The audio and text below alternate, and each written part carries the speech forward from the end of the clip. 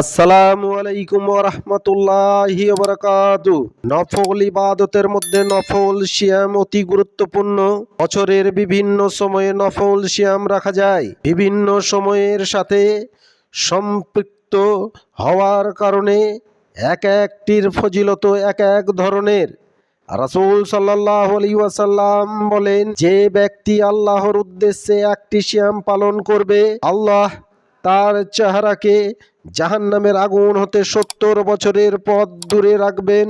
অন্য বর্ণনায় 100 বছরের পথ দূরে রাখবেন বলে বলা হয়েছে। রাসূল সাল্লাল্লাহু আলাইহি ওয়াসাল্লাম রমজান মাস ব্যতীত অন্য কোনো মাসে পুরো মাস সিয়াম রাখতেন না, আর শাবান মাসের চেয়ে অন্য কোনো মাসে এত অধিক সিয়াম রাখতেন না।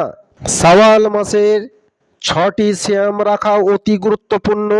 রাসূল সাল্লাল্লাহু আলাইহি ওয়াসাল্লাম বলেন, যে রমজানের সিয়াম রেখেছে এবং পরে শাওয়ালের 6টি সিয়াম রেখেছে, সে যেন সারা বছর সিয়াম রাখলো। আসসালামু আলাইকুম ওয়া রাহমাতুল্লাহি ওয়া বারাকাতুহু।